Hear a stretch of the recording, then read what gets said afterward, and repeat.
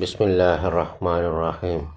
ഇന്നൽ ഹംദലില്ലാഹി വസ്സലാത്തു വസ്സലാമു അലാ റസൂലില്ലാഹി വഅലാ ആലിഹി വസഹ്ബിഹി അജ്മഈൻ. അസ്സലാമു അലൈക്കും വറഹ്മത്തുള്ളാഹി വബറകാതുഹു. നമ്മൾ ഉസൂലു സലാസ പഠിച്ചുകൊണ്ടിരിക്കുകയാണ്. 3 അടിസ്ഥാന തത്വങ്ങൾ. ഖബറിലെ 3 ചോദ്യങ്ങൾക്ക് ഉത്തരം പറയാൻ നമുക്ക് സാധിക്കണമെങ്കിൽ ഈ വിജ്ഞാനങ്ങൾ നമ്മൾ അറിയണം. മൻ റബ്ബുക എന്ന് ചോദിക്കുമ്പോൾ അള്ളാഹു എന്ന് ഉത്തരം പറയാൻ അറിയണമെങ്കിൽ ആരാണ് റബ്ബ്, ആരാണ് അള്ളാഹു എന്നറിയണം. മാ ദീനുക, നിൻ്റെ ദീൻ എന്താണ് എന്ന് ചോദിച്ചാൽ നമുക്ക് ഇസ്ലാം എന്താണെന്ന് അറിയണം. അള്ളാഹ് പഠിപ്പിച്ച തന്ന ഇസ്ലാം എന്താണെന്ന് അറിയണം.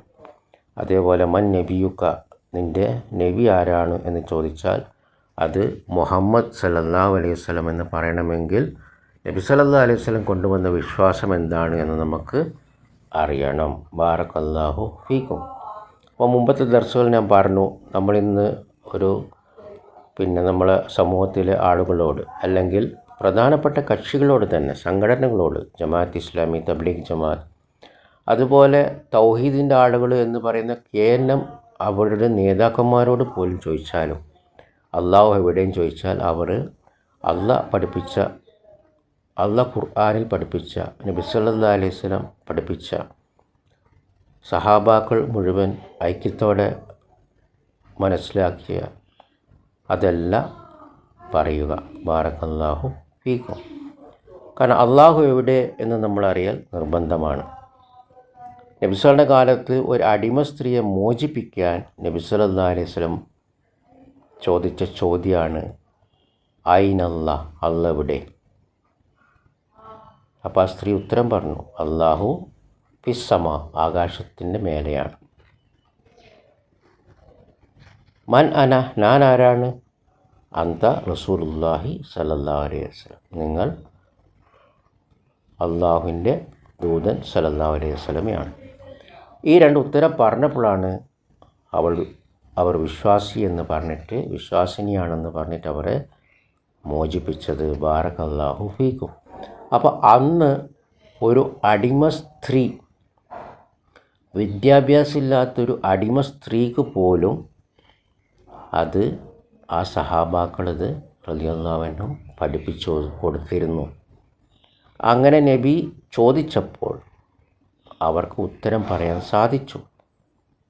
ഈ അടിമ സ്ത്രീ എന്ന് പറയുമ്പം അവർക്ക് വിദ്യാഭ്യാസം പോലും ഉണ്ടാവില്ല, പക്ഷേ ഈ അറിവ്, ഈ വിജ്ഞാനം അവർക്കുണ്ടായിരുന്നു.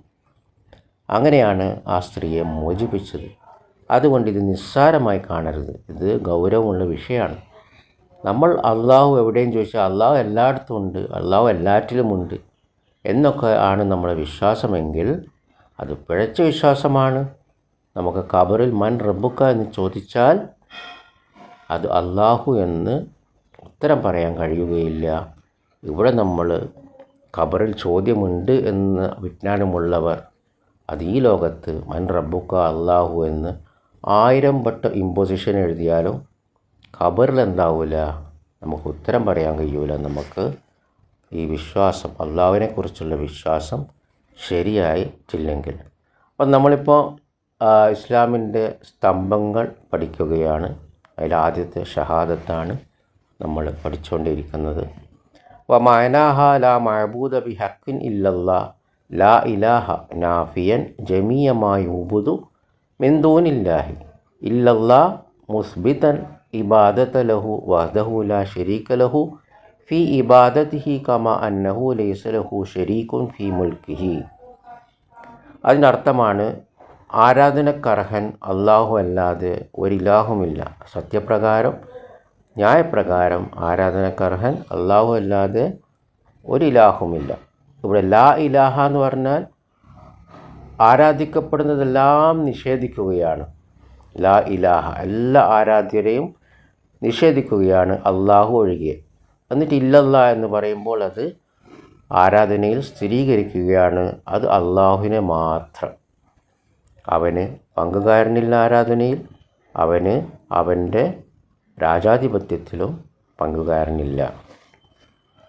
ഇതിൻ്റെ വിശദീകരണം ഷെയ്ഖ് ഫൗസാൻ ഹഫിദുല്ലാ പറയുന്നു. അദ്ദേഹത്തിൻ്റെ പ്രസ്താവന, അതിനർത്ഥം ന്യായപ്രകാരം ആരാധനക്കർഹൻ സത്യത്തിൽ അള്ളാഹു അല്ലാതെ ഒരു ഇലാഹുമില്ല. അതിനർത്ഥം ലാ ഇലാഹ ഇല്ലല്ലാ. അത് അസത്യവാദികൾ പറയുന്നത് പോലെ ഒരു സൃഷ്ടാവില്ല എന്നോ ഒരു റിസ്ക് തരുന്നവനില്ല എന്നോ അല്ല. അള്ളാഹു അല്ലാതെ ഒരു സൃഷ്ടാവില്ല, ഒരു ഖാലിക്കില്ല, അല്ലെങ്കിൽ അള്ളാഹു അല്ലാതെ ഒരു ഉപജീവനം നൽകുന്നവനില്ല, റാസിക്കില്ല എന്നല്ല അതിൻ്റെ അർത്ഥം. കാരണം ഇത് അള്ളാഹുവിൻ്റെ റുബൂബിയത്തിലുള്ള ഏകത്വമാണ്. അത് ബഹുദൈവാരാധകർ പോലും സ്ഥിരീകരിച്ചിരുന്നു. അവരുടെ വിശ്വാസം അങ്ങനെ തന്നെയായിരുന്നു. എന്നാൽ അവർ ലാ ഇലാഹ ഇല്ലല്ലാ എന്ന് പറഞ്ഞിട്ടില്ല. അവരും വിശ്വസിച്ചിരുന്നു അള്ളാഹു മാത്രമാണ് സൃഷ്ടാവ്, അള്ളാഹു മാത്രമാണ് ഉപജീവനം നൽകുന്നവൻ. അപ്പോൾ ആ വിശ്വാസം എന്താണ്? അത് ബഹുദൈവാരാധകരുടെ വിശ്വാസം തന്നെയാണ്. അള്ളാഹു പറഞ്ഞു, ഇന്നഹും കാനു ഇദാ ഖീല ലഹും ലാ ഇലാഹ ഇല്ലല്ലാഹു യസ്തക്ബിറൂൻ വയഖൂലൂന അഇന്നാ ലതാരികൂ ആലിഹത്തിനാ ലിശാഇരിൻ മജ്നൂൻ. തീർച്ചയായും അവരോട് പറയപ്പെട്ടാൽ ലാ ഇലാഹ ഇല്ലല്ലാ, ആരാധനക്കർഹൻ അള്ളാഹു അല്ലാതെ വേറൊരു ഇലാഹുമില്ല എന്ന് പറയപ്പെട്ടാൽ അവർ അഹങ്കാരത്തോടെ അതിനെ നിഷേധിക്കും. എന്നിട്ട് അവർ പറയും, ഒരു ഭ്രാന്തനായ കവിക്ക് വേണ്ടി ഞങ്ങളുടെ ഇലാഹുകളെ നമ്മൾ ഉപേക്ഷിക്കുകയോ. അവരുടെ പ്രസ്താവന ഞങ്ങളുടെ ആലിഹത്ത്, അതായത് ഞങ്ങളുടെ ദൈവങ്ങൾ, അതിനർത്ഥം ഞങ്ങൾ ആരാധിക്കുന്ന വസ്തുക്കൾ. അവരുടെ പ്രസ്താവന ഒരു ഭ്രാന്തനായ കവിക്ക് വേണ്ടി, അത് സൂചിപ്പിക്കുന്നത് നബി സല്ലല്ലാഹു അലൈഹി വസല്ലമയാണ്. അദ്ദേഹത്തെ വിശേഷിപ്പിച്ചത് ഒരു കവിയും ഭ്രാന്തനുമായിട്ടാണ്. കാരണം അദ്ദേഹം പറഞ്ഞു അവരോട് പറയാൻ ലാ ഇലാഹ ഇല്ലല്ലാ. അങ്ങനെ എന്നിട്ട് അദ്ദേഹം അവരെ നിരോധിച്ചു വിഗ്രഹങ്ങളെ ആരാധിക്കുന്നത്. അതുകൊണ്ട് അവരോട് പറയപ്പെട്ടപ്പോൾ പറയുക ലാ ഇലാഹ ഇല്ലല്ലാ. അവർ പറഞ്ഞു, അജഅല ലാലിഹത ഇലാഹൻ വാഹിദ ഇന്ന ഹാദാ ലശൈഉൻ ഉജാബ്. അവൻ എല്ലാ ഇലാഹുകളെയും ദൈവങ്ങളെയും ഒറ്റ ഇലാഹാക്കിയോ, ഒറ്റ ദൈവമാക്കിയോ? അള്ളാഹ് എന്ന ഒറ്റ ദൈവമാക്കിയോ? തീർച്ചയായും ഇത് ആശ്ചര്യകരമായ കാര്യം തന്നെ. ഇത് സൂറത്തു സാദിലെ 38-ാം അധ്യായം 5-ാം വചനമാണ്. അതുകൊണ്ട് അവർ കുറേ ദൈവങ്ങളെ ആണ് ആരാധിച്ചത്. ഇത് സൂചിപ്പിക്കുന്നത് ഈ ഷഹാദത്തിൻ്റെ അർത്ഥം എന്താണ്? അത് ആരാധനക്കർഹൻ, സത്യപ്രകാരം സത്യത്തിൽ ആരാധനക്കർഹൻ അള്ളാഹു അല്ലാതെ ഒരു ഇലാഹുമില്ല എന്ന് തന്നെയാണ്. കാരണം അതിൻ്റെ അർത്ഥം അള്ളാഹു അല്ലാതെ ഒരു സ്രഷ്ടാവില്ല, ഖാലിക്കില്ല, അല്ലെങ്കിൽ അള്ളാഹു അല്ലാതെ ഒരു ഉപജീവനം നൽകുന്നവനില്ല, റാസിക്കില്ല എന്നായിരുന്നുവെങ്കിൽ അവർ ഇത് അംഗീകരിക്കുമായിരുന്നു, അവർ ഉറപ്പിക്കുമായിരുന്നു, അവർ തർക്കിക്കുമായിരുന്നില്ല. അങ്ങനെയാണെങ്കിൽ അവർ ലാ ഇലാഹ ഇല്ലല്ലാ എന്ന് പറയുന്നത് തടയുമായിരുന്നില്ല.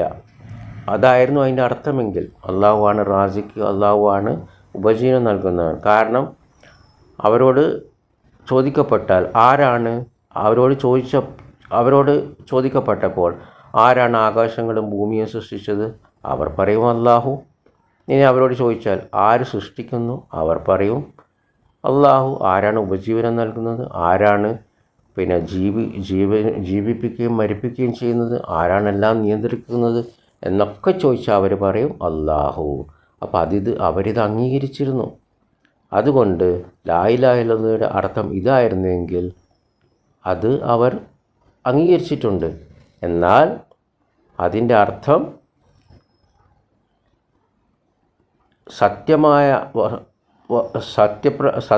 യഥാർത്ഥ വസ്തു ആരാധന അള്ളാഹു അല്ലാതെ യഥാർത്ഥ ആരാധന വസ്തു ഇല്ല എന്നാണ്. അവരോട് പറഞ്ഞാൽ ആരാധിക്കുന്ന വസ്തുവായിട്ട് അള്ളാഹു അല്ലാതെ ഇല്ല എന്ന് പറഞ്ഞാൽ അതൊരു തെറ്റാകുമായിരുന്നു. കാരണം ആരാധ്യ വസ്തുവായിട്ട് അവർക്ക് കുറേ ആരാധ്യ വസ്തുക്കളുണ്ടായിരുന്നു. അള്ളാഹു ഇതിൽ നിന്നെല്ലാം അത്യുന്നതനാണ്. എന്നാൽ അതിനെ പരിമിതപ്പെടുത്തിയാലോ, സത്യത്തിൽ എന്ന് പറഞ്ഞാലോ, അങ്ങനെയാകുമ്പോൾ നിങ്ങൾ എല്ലാ ആരാധ്യ വസ്തുക്കളെയും, അള്ളാഹു ഒഴികെ എല്ലാ ആരാധ്യ വസ്തുക്കളെയും നിഷേധിച്ചു. അതുകൊണ്ട് നിർബന്ധമാണ് നിങ്ങൾ പറയൽ അള്ളാഹു അല്ലാതെ യഥാർത്ഥ ആരാധനാ വസ്തു ഇല്ല, അല്ലെങ്കിൽ സത്യത്തിൽ അള്ളാഹു അല്ലാതെ ആരാധനക്ക് അർഹതയുള്ള മറ്റൊരു ഇലാഹും ഇല്ല. അതിനെ ഭാഷാപരമായി വ്യക്തമാക്കണമെങ്കിൽ ലാ ഇലാഹ എന്ന് പറഞ്ഞാൽ അത് അള്ളാഹു അല്ലാത്ത ആരാധിക്കുന്ന എല്ലാത്തിനെയും നിഷേധിക്കലാണ്. ഇല്ലല്ലാ എന്ന് പറഞ്ഞാൽ അത് സ്ഥിരീകരിക്കലാണ്. ആരാധന അള്ളാഹുവിന് മാത്രം, അവന് പങ്കുകാരില്ല.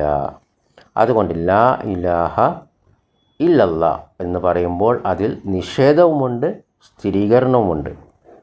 തൗഹീദ് എന്ന് പറഞ്ഞാൽ അതിൽ നിഷേധവും ഉണ്ടാകണം, സ്ഥിരീകരണവും ഉണ്ടാകണം. സ്ഥിരീകരണം മാത്രമുണ്ടായാൽ മതിയാവുകയില്ല, അല്ലെങ്കിൽ നിഷേധം മാത്രമുണ്ടായാൽ മതിയാവുകയില്ല.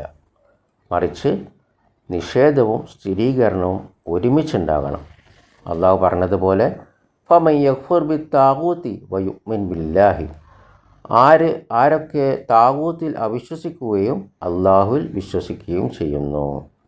അപ്പോൾ ഇവിടെ അള്ളാഹുവിൽ വിശ്വസിക്കുക എന്ന സ്ഥിരീകരണം വന്നു, താഗൂത്തിനെ അവിശ്വസിക്കുക എന്ന നിഷേധവും വന്നു. ഇത് സൂറത്തുൽ ബഖറയിലെ 2-ാം അധ്യായം 256-ാം വചനമാണ്. അതുപോലെ വഅബ്ദുല്ലാഹ വലാ തുശ്രികൂ ബിഹി ഷൈഅ, അള്ളാഹുവിനെ മാത്രം ആരാധിക്കുക, അവനോട് യാതൊന്നും നിങ്ങൾ ആരാധനയിൽ പങ്കുചേർക്കരുത്. അപ്പോൾ ഇവിടെയും സ്ഥിരീകരണം വന്നു, അള്ളാഹുവിനെ ആരാധിക്കുക. നിഷേധവും വന്നു, ആരാധനയിൽ അവനിലൊന്നും പങ്കുചേർക്കരുത്. ഇത് സൂറത്തുൽ നിസായിലെ 4-ാം അധ്യായം 36-ാം വചനമാണ്. അതുകൊണ്ട് നിങ്ങൾ പറയുകയാണെങ്കിൽ അള്ളാഹു ഒരു ഇലാഹാണ്, അത് പോരാ. അല്ലാത്ത് അതൊരു ഇലാഹാണ്, ഉസ്സ അതൊരു ഇലാഹാണ്, മനാത്ത് അതൊരു ഇലാഹാണ്. മുശ്രിക്കുകളെ സംബന്ധിച്ചിടത്തോളം എല്ലാ വിഗ്രഹങ്ങളെയും അവർ പറഞ്ഞിരുന്നത് ഇലാഹ എന്നാണ്. അതുകൊണ്ട് നിർബന്ധമായി നിങ്ങൾ പറയണം ലാ ഇലാഹ ഇല്ലല്ലാ, നിഷേധവും സ്ഥിരീകരണവും പറയണം. അപ്പോഴാണ് തൗഹീദ് യാഥാർത്ഥ്യമാവുകയും ശിർക്കിൻ്റെ നിഷേധവും ആവുക. ബാറക്കല്ലാഹു ഫീക്കും. നമുക്കവിടെ നിർത്താം. സുബ്ഹാനക്കല്ലാഹുമ്മ വബിഹംദിക അശ്ഹദു അൻ ലാ ഇലാഹ ഇല്ലാ അൻത അസ്തഗ്ഫിറുക വഅതൂബു ഇലൈക്. അസ്സലാമു അലൈക്കും വറഹ്മത്തുള്ളാഹി വബറകാതുഹു.